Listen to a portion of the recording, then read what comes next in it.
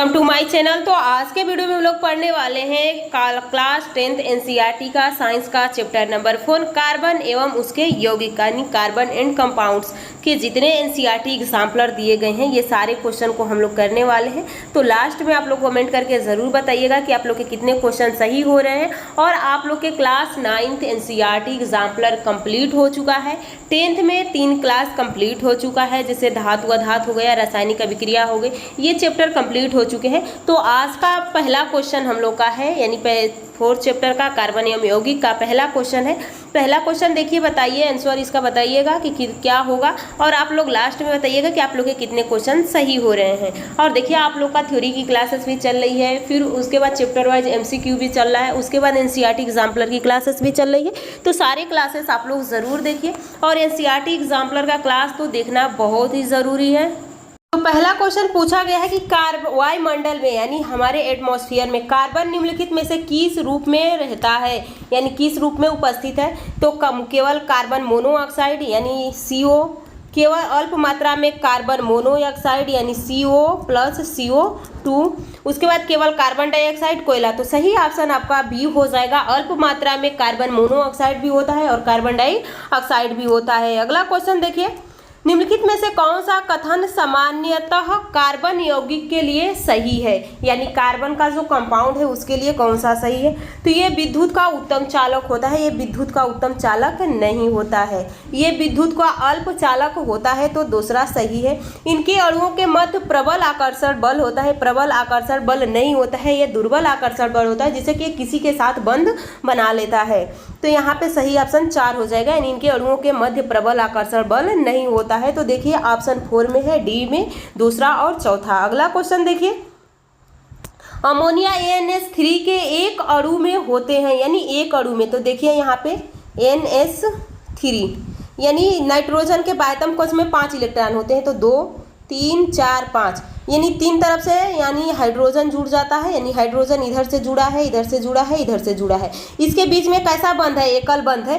तो वही पूछा गया है कि बताइए कैसा बंध होता है। तो यहाँ पे सही ऑप्शन हो जाएगा एकल बंध होता है, अमोनिया में एकल बंध होता है। अगला देखिए, बकमिनिस्टर फुलरीन एक अपरूप है, तो ये किसका अपरूप है।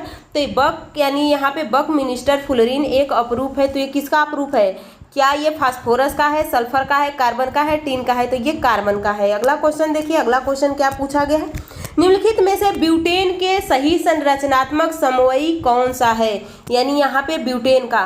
तो यहाँ पे आपको याद होगा एल्केन, एल्कीन, एल्काइन, ठीक ये एक होना चाहिए यानी 3 एल्केन, एल्कीन, एल्काइन 3 ये हो जाएगा। उसके बाद आप लोग का मेथ एथ प्रोप ब्यूट यानी मेथ एक के लिए मेथ एथ प्रोप ब्यूट। तो जब ब्यूट है तो यहाँ पे कार्बन की संख्या कितनी होनी चाहिए, 4 होनी चाहिए यानी कार्बन 4 होगा। और ब्यूटेन, तो ब्यूटेन का सूत्र क्या होता है, C, उसके बाद 2N+2 यानी इस सूत्र को फॉलो करेगा। यानी देखिए यहाँ पे कार्बन कितना होगा, 4 कार्बन है, तो यानी 4 कार्बन, यहाँ पे 4 कार्बन है, तो यहाँ पे हो जाएगा आप लोग का कार्बन की संख्या आप लोग को 4 दिया है और यहाँ पे आप लोग का हाइड्रोजन हो जाएगा 2 गुणे में 4 यानी टोटल आप लोग का 8 और प्लस 2 यानी टोटल 10 आप लोग का कार्बन हो जाएगा यानी 10 हाइड्रोजन होगा। अब यहाँ पे देखिए 10 तो आप लोग का हाइड्रोजन होना चाहिए और 4 कार्बन होना चाहिए। देखिए 1 2 3 4 इसमें भी है, 1 2 3 4 इसमें भी है, 4 इसमें भी है और 4 इसमें भी है। उसके बाद आपसे पूछा गया है कि 10 यहाँ पे 10 हाइड्रोजन होने चाहिए। तो यहाँ पे देखिए 4 4 8 10 3 4 5 6 7 8 ये नहीं होगा क्योंकि इसमें हाइड्रोजन कितना है, 1 2 3 4 5 6 7 8 ही है। फिर यहाँ पे देखिए 1 2 3 4 5 6 7 8 यहाँ भी हाइड्रोजन कितना है, 8 है, लेकिन यहाँ पे हाइड्रोजन 10 है और यहाँ पे 3 3 6 और 3 9 1 10 यहाँ पे है। तो सही ऑप्शन आपका कौन सा हो जाएगा, ऑप्शन C हो जाएगा। यानी यहाँ पे तो आप एक याद meth eth pro but pent hex hept oct non dec यानी 10 तक ये याद होना चाहिए। उसके बाद एल्केन, एल्कीन, एल्काइन, एल्केन का सूत्र होता है CN2N+2, एल्काइन का होता है C2 और उसके बाद 2N, यहाँ पे माइनस प्लस नहीं होता है। फिर एल्केन, एल्कीन, एल्काइन का हो जाता है C2, उसके बाद H2N-2 हो जाता है। तो जोड़ के हटा के घटा के ये ट्रिक होता है, पहले 2 जोड़िए फिर 2 हटाइए 2 घटाइए। चलिए अगला क्वेश्चन देखिए, यहाँ पे क्वेश्चन पूछा गया है, देखिए CH3CH2OH, यानी ये किसका सूत्र है? C2H5OH, ये अल्कोहल का सूत्र होता है। C2H5OH ये अल्कोहल का सूत्र है। जब इसको क्षारीय KMnO4 प्लस उष्मा देते हैं तो CH3 और COO में टूट जाता है। COO किसका समूह है? तो कार्बोनिक अम्ल का है। तो यहाँ पे पूछा गया उपरोक्त क्रिया में क्षारीय KMnO4 किस रूप में कार्य कर रहा है, तो यह किस रूप में कार्य कर रहा है ये बताना है आप लोग का। तो यहाँ पे देखिए ये क्या अपचायक है, अक्सीकारक है, उत्प्रेरक है, निर्जलीकरण है। तो यहाँ पे क्या हो रहा है कि यहाँ पे देखिए ये किसका कारक कार्य कर रहा है, तो ये ऑक्सीकारक का कार्य कर रहा है। तो ऑप्शन बी सही हो जाता है। अगला क्वेश्चन देखिए, अगला क्वेश्चन क्या पूछा गया है?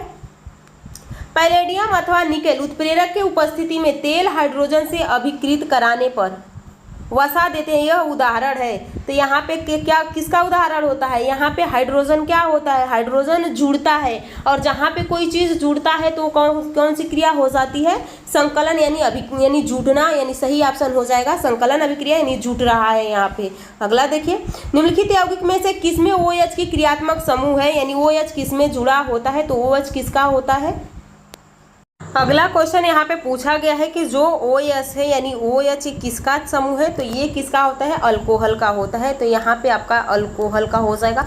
और इसके लास्ट में क्या अल्कोहल या यहाँ पे हो जाता है एल्कोहल, तो इसके लास्ट में ऑल आ रहा है। तो जैसे कि ब्यूटेनोन, तो ये कीटोन समूह का हो जाएगा। ब्यूटेनॉल, तो एल्कोहल ब्यूटेनॉल, तो यहाँ पे सही ऑप्शन आपका बी होगा। ब्यूटेनिक तो कार्बोक्सिलिक अम्ल हो जाएगा ब्यूटेनल, तो सही ऑप्शन आपका बी हो जाएगा। पूछा गया है कि किसके ग्रुप जिसके लास्ट का क्रियात्मक समूह OS होता है वो क्या होता है? तो एल्कोहल होता है, और इसके लास्ट में ऑल जुड़ता है, तो यहाँ पे ब्यूटेनॉल हो जाएगा। अगला क्वेश्चन देखिए, पूछा है साबुन के अणु में होता है। तो साबुन आप देखे होंगे कि इस तरह से उसकी संरचना होती है, यानी यहाँ पे इस तरह से होगा, इस तरह से जुड़ा रहता है, यानी चारों तरफ 10th की बुक में देखेंगे NCERT में, तो इसका स्ट्रक्चर बनाया गया है।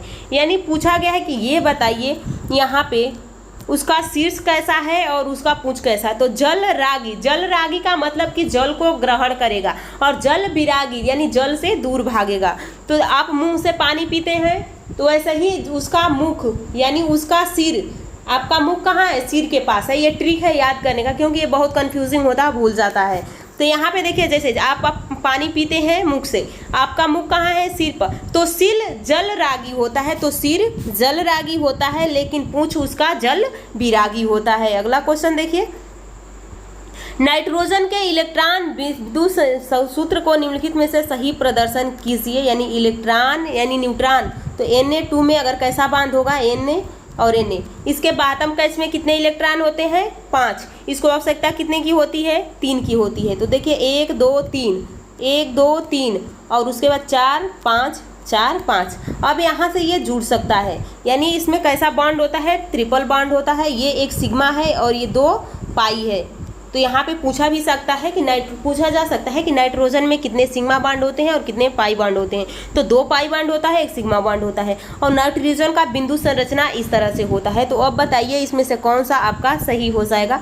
तो यहाँ पे आपको देख सकते हैं, ये नहीं होगा, ये भी नहीं होगा, इसका भी नहीं होगा। सही ऑप्शन आपका डी हो जाएगा। अगला क्वेश्चन देखिए, अगला क्वेश्चन क्या पूछा गया? एथाइन की संरचनात्मक सूत्र क्या होता है? तो एल्केन एल्कीन एल्काइन। तो पहली बात कि इसमें ट्रिपल बॉन्ड होगा। उसके बाद यहाँ पे पूछा गया एल्केन एल्कीन एल्काइन। एल्काइन का सूत्र क्या होता है? CN, उसके बाद H2N-2। अगर कार्बन 1 है तो हाइड्रोजन 2 होगा, और अगर 2 यानी हाइड्रोजन 1 हो, जैसे कि कार्बन 1 है तो सिंगल कार्बन है, तो 1 से गुणा करेंगे तो हाइड्रोजन 2 होगा, फिर 2 घट जाएगा, तो यानी कार्बन 1 हो जाएगा, हाइड्रोजन भी 1 हो जाएगा। तो यहाँ पे पूछा गया है कि ये बताइए इसका एथाइन का संरचनात्मक सूत्र क्या है? तो एल्केन एल्कीन एल्काइन। तो यहाँ पे आपका सही ऑप्शन कौन सा हो जाएगा? यहाँ पे देखिए, तो मेथ एथ के लिए 2 कार्बन होगा। अगर 2 कार्बन है और फिर H2N-2, तो यहाँ पे अगर रख रहे हैं 2 गुणे में 2 - 2, तो 4 - 2, यानी यहाँ पे आप लोग का हाइड्रोजन कितना हो जाएगा? तो यहाँ पे आपका कार्बन कितना हो जाएगा? आप लोग का कार्बन होगा, यहाँ पे देख सकते हैं 2 2 4 और माइनस घट गया, तो 2 आप लोग का हाइड्रोजन होगा और 2 ही कार्बन होगा। अब देखिए किसमें आपका ये हो रहा है, यानी हाइड्रोजन 2 होगा, कार्बन भी 2 होगा।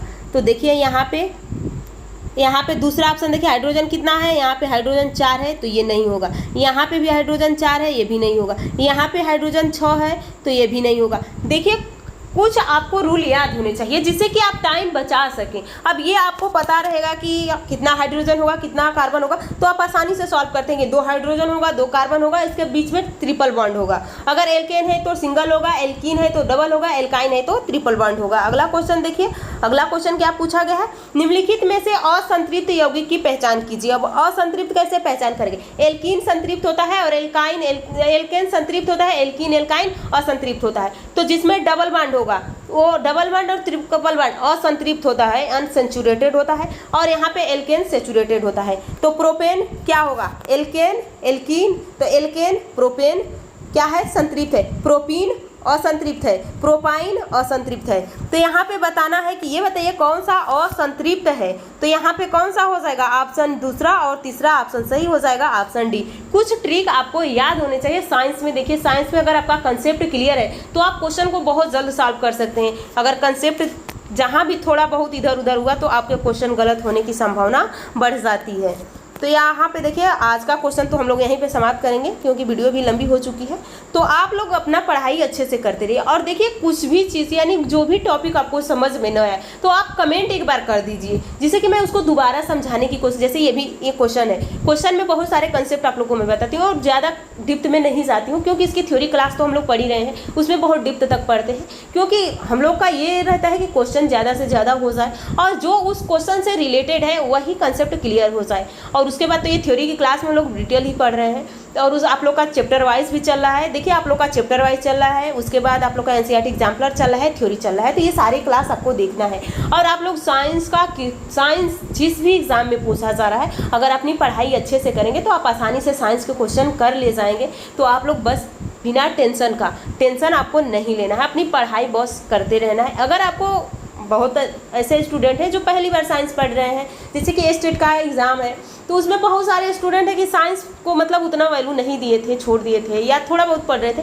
अब उनको साइंस ही पढ़ना है क्योंकि साइंस से बहुत सारा क्वेश्चन यानी साइंस का ही एग्जाम देना है, साइंस का ही टीचर बना है, अब उन लोग को पढ़ना है। तो अब वो स्टूडेंट सोचे कि हम एक ही बार में सीख जाए, तो ऐसा नहीं है, एक बार में कोई भी चीज़ नहीं आता है, थोड़ा थोड़ा करके कहा जाता है ना, बूंद बूंद करके घड़ा भर जाता है। तो इसी तरह आप लोग को थोड़ा थोड़ा पढ़ना है, थोड़ा थोड़ा ही पढ़ के बहुत ज़्यादा बहुत स्ट्रांग हो जाएंगे। तो आप लोग अपनी पढ़ाई रखिए, ऐसा नहीं कि अगर आप टेस्ट लगा रहे हैं तो थोड़ा सा आपका नंबर कम आ रहा है तो मोटिवेशन गिर जा रहा है या नंबर ज़्यादा है तो मोटिवेशन बढ़ जाता है। कोई क्वेश्चन हार्ड होता है, कोई क्वेश्चन आसान होता है, तो इसलिए आप लोग को मेंटेन करके चलना है। अपना जितना भी पढ़ाई में समय दे रहे हैं थोड़ा ज़्यादा ही समय दीजिए पढ़ाई पे और अच्छे से पढ़ते चलिए।